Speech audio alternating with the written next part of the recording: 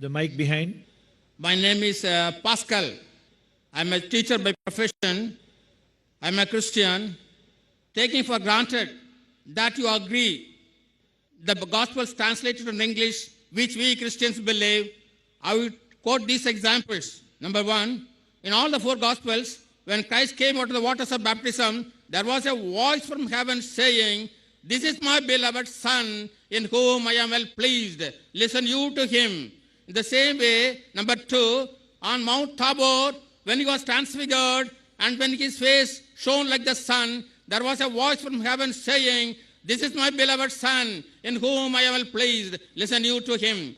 And several times, when he cast out the devils, they came out of the men proclaiming, "Thou Son of the living God, why have you come to torture us before the time?" And again, before the high priest, when the high priest asked him, "In the name of the living God, I ask thee, art thou the Son of the living God?" Christ says, "Thou hast said it." And the priest, and the number five, the high priest and the scribes, when they accused Jesus before Pilate, they say, "This man says he is the Son of God. It's a blasphemy according to our religion. Therefore, we want to crucify him." Pilate didn't know about it. The very reason why they wanted to put Christ on the cross is that he claimed himself to be the Son of God. Because even though he didn't directly say, "I am the Son of God," it is indirectly said. Suppose I say, "You are Dr. Zakir Naik and you are MBBS doctor," and you tell me, "Yes, brother, you have said it." Is it not amount to saying that yourself saying, "I am Dr. Zakir Naik, MBBS." In the same way, Christ, even though he didn't say, "I am the Son of God," he has approved it. Perhaps out of modesty, he didn't say, "I am the Son of God." Again, one more example. Martha. Brother, your question. You already quoted 5 verses without giving references. No, What's your question, I brother? have not come prepared for that. That's why I have not quoted. Fine, I will give you the reference. No problem, brother. I will give you the reference. I'll help you. Yes. I'll help you, brother. No problem. What's the question? Do you mean to say by quoting all these 5 things, Jesus claimed divinity? Yes. Fine, I'll give you a reply. My challenge, brother, was point out a single unequivocal statement in the complete Bible where Jesus Christ, peace be upon him, himself says that I am God, or where he says, "Worship me, I am ready to accept Christianity." You did not point out a single statement, unequivocal statement in the complete Bible where Jesus Christ, peace be upon him, himself says that I am God, or where he says, "Worship me." Here is the Bible, brother. This is the King James Version. And since you're a teacher and you claim to be a pastor, you're a pastor. No. You're a teacher. I'm a teacher. But not I'm the an teacher. ordinary believer of Christianity. Fine. There is something like a red letter Bible. Whatever Jesus Christ said, it's in red. Now you mentioned 5 things, and these things can be clubbed into 2 things. First, you quoted that everywhere. You didn't quote correctly. What you wanted to quote was the Gospel of John, chapter number 3, verse number 16, which says, "For God so loved the world that he gave his only begotten Son. Whosoever believeth in him shall not die but have everlasting life." It is not in all the 4 Gospels. It's only in Gospel of John, chapter number 3, verse number 16. Please note it down. You can check it up. Gospel of John, chapter 3, verse number 16. "For God so loved the world that he gave his only begotten Son. Whosoever believeth in him shall not die but have everlasting life." And again, you quoted in the ending the 5th time that Jesus Christ said he was the Son of God. You said that. Do you know Bible has got sons of God by the tons?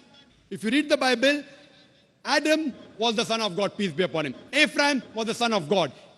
Israel was the son of God. If you read the Romans chapter number 8, it says, all those who are led by the Spirit of God, they are sons of God. If you're a godly person, you're a son of God. If I'm a godly person, I'm a son of God according to the Bible.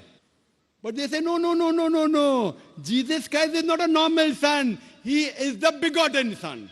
As far as the last question, Son of God, Bible has got sons of God by the tons. Adam is son of God, Ephraim is son of God, Israel is son of God. All those are led by the Spirit of God are sons of God. But the Christian missionary tells me, no. Jesus Christ is not a normal son. Coming to your first question. He is the begotten Son. And then they quote, which you didn't quote me. I'm helping you, brother.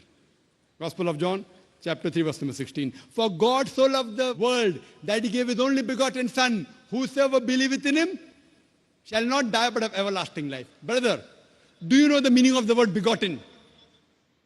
What is the meaning of the word begotten? No. What is the meaning of the word begotten? Begotten is not the sense in which you use the human sense. See, the word begotten. I am asking you the meaning of the word begotten. Yes, I know. What is the meaning of the word begotten? Begotten, there are two senses. When you say of a human being, he says begotten means the flesh and blood of his son. But when you say of God begotten son, it doesn't mean that his body is begotten him. It is to say the close association between the father and the son. That's all. If you say son, I say, suppose someone comes here and I tell him, my son, he will not mind because he's a young boy. If I tell him that son come here, he will come. If I say begotten son come here, he may punch me on my jaw, insinuating that I had nose billah, I had sex with his mother. Fine. If I tell to a small boy begotten son or a young boy of maybe 23 years, then I'm more than 40. If I say begotten son come here, he may punch me on my jaw. Why? Begotten means sired by God. Sired, it belongs to the lower animal functions of sex. And that's the reason, if you read the Revised Standard Version of the Bible, revised by 32 Christian scholars of the highest eminence, backed by 50 different Christian denominations, they say this word begotten in Gospel of John, chapter number 3, verse number 16, is an interpolation, is a concoction, is a fabrication, and they threw it out of the Bible. Do you know that?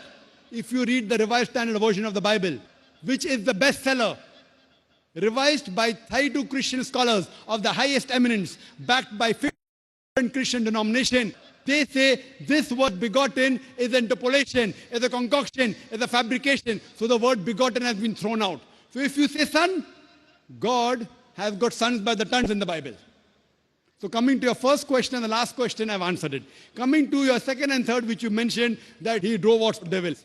Quote the full verse. You haven't quoted to me the full verse, which I quoted in my talk. According to the Gospel of Matthew, chapter number 12, verse number 28, he said, I cast out devils with the Spirit of God. Gospel of Luke, chapter number 11, verse number 20, I with the finger of God cast out devils. It doesn't say he alone does it. He does it with the help of God. That does not mean he's God. All these verses you quoted, they clearly mentioned that he was a messenger of God. He wasn't God himself. That is the reason I challenge you. Point out a single unequivocal statement in the complete Bible where Jesus Christ, peace be upon him, himself says that I am God, or where he says worship me. And I'm ready to accept Christianity. Nowhere Jesus ever said that. Just if I tell to the son, son come here, that does not make him my begotten son. Fine? The same way, if you tell me that I will call you Dr. Zakir Naik, fine? And if I don't object, that doesn't, it may be true, may be wrong. People say, Dr. Zakir Naik, scholar. I don't consider myself to be a scholar. I consider myself to be a student of knowledge. If people call me scholar, and if I continue, that doesn't mean I accept it. They consider me to be a scholar. I don't consider myself to be a scholar. Always refer to myself as a student of knowledge, a talib ilm.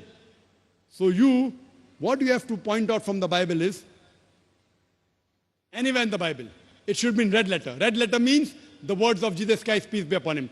Point out a single statement, unequivocal statement, an unambiguous statement from the complete Bible where Jesus Christ, peace be upon him, himself said that I am God, or where he says worship me, I am ready to accept Christianity.